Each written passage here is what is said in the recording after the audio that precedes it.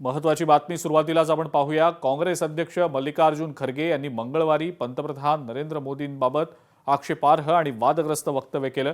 मोदी दहशतवादी असल्याचं त्यांनी संबोधलं आणि त्यानंतर राजकीय क्षेत्रातनं अनेक प्रतिक्रिया आल्या। सर्व स्तरातनं आपल्या वक्तव्यावर टीका होऊ लागल्यानंतर खरगेंनी स्पष्टीकरण दिलं। अण्णा द्रमुक आणि भाजपच्या युतीवर टीका करताना त्यांनी हे वादग्रस्त वक्तव्य केलं होतं। And one more thing I want to tell, how this AIDMK people who themselves put the photo of Annadurai and the party itself is Annadurai, how can they join with Modi, who is a terrorist and who won't believe in equality. His party won't believe in equality and justice. Just I wanted to clarify that Modi always threatens and always is, I told certain sequence, ID, ED, income tax, CVC, these institutions are in his hand. Again, this delimitation also he wants to take in his hand. Therefore, I say, in that context, Terrorize, you mean to say? he is terrorizing people and political parties. Mallikarjun Kharge यांना रवींद्र चव्हाण यांनी प्रत्युत्तर दिलेलं आहे। कावीळ झालेल्याला सगळं जगच पिवळं दिसतं।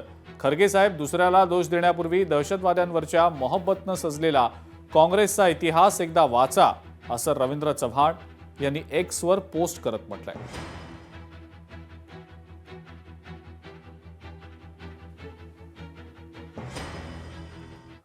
महिला विधेयकाच्या मुद्द्यावरनं रोहित पवारांनी भाजपला टोला लगावलाय। भाजपला महिलांना आरक्षण द्यायचंच नाहीये, भाजप मनुवादी विचारानं चालतोय, विधेयकाच्या आडून खासदार वाढवण्याचं काम केलं जाणार होतं, अशी प्रतिक्रिया रोहित पवारांनी दिलेली आहे।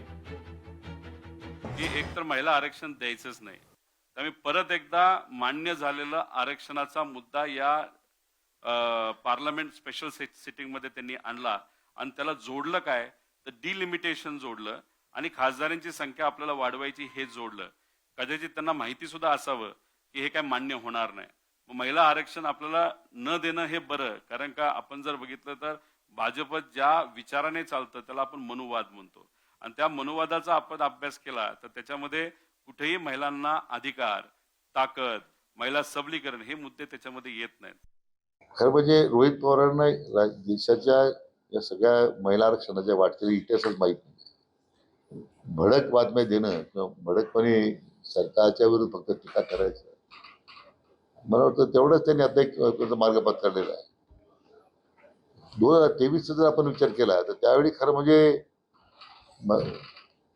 विधेयक मांडतानाच त्याच्यामध्ये मतदारसंघाची पुनर्रचना व जनगणनेप्रमाणे हे महिला आरक्षण लागू होईल।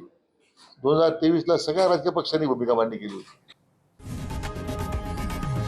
लोकशाही मराठी ऐका, पहा, जागरूक रहा।